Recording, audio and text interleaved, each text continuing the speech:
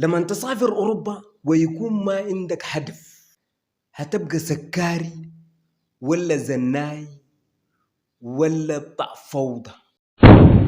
جنجو يوكي عندكم شبلي كده، أنا ما أعرف شلتوا في علبة تونة ولا شلتوا في علبة صلصة، ما أعرف.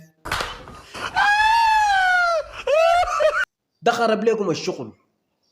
بعد كده كويس الردم ينفعكم وشيخ الجونجو يرفعكم.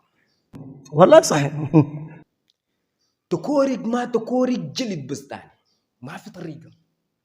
ما هو الشي دي جبتوه براكم. كشف. ولا وصلنا بس.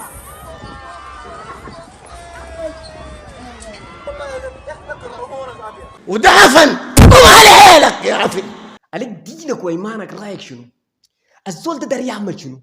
هسه عليك الله بس كده وريني. وصل يا الدنيا. دار تعمل شنو؟ دار تعمل شنو؟ انت قدر ده وطولك كله قدر ده. قاعد لك في حاجة قدر ده ما منطقي ذاته، والله ما منطقي. يعني كشوف له. يعني انا الشيء المهيرني انه الشبل الصغير ده هسه هو واقف ورا البابور ده دار يعمل شنو؟ يعني مشكلته شنو ذاته؟ انا دار اعرف يعني هسه ده طبعا هيقول انا سوداني واعز نفسي وشفت وهناي. لك يا شفيق. الله يخربت لنا السماء يا اخي.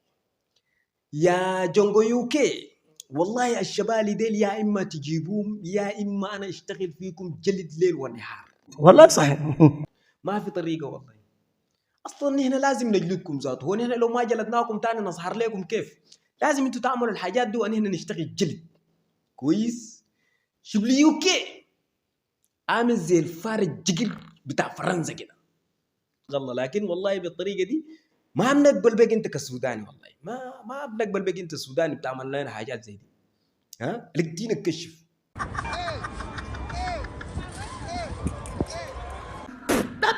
لك يا شفيق. وبجي الشيء المحيرين هو هذه قدر ده والله صحيح. حاجه قدر ده كده يعني ما محسوب ذاته. انتوا فاهمين كلامي؟ يعني زول هت لدرجه انه اصلا ما معروف.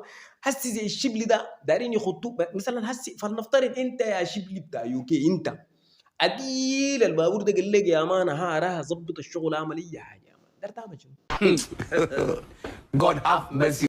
بيستليه كيف ذاته اصلا تورينا.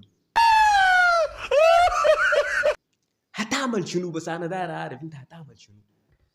بتقدر يعني مثلا بتعمل شنو؟ وريني. ما في حاجه تعملها ولا عندك حاجه هتعملها ولا عندك شيء كده بقولوا تعمله، ما عندك اصلا. عشان كده احترم نفسك ويا ناس يوكي.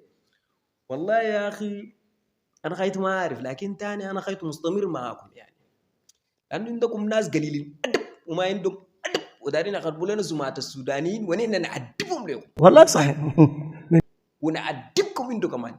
جونكو مساطين سكارة مجانين. لكم حيث بالك.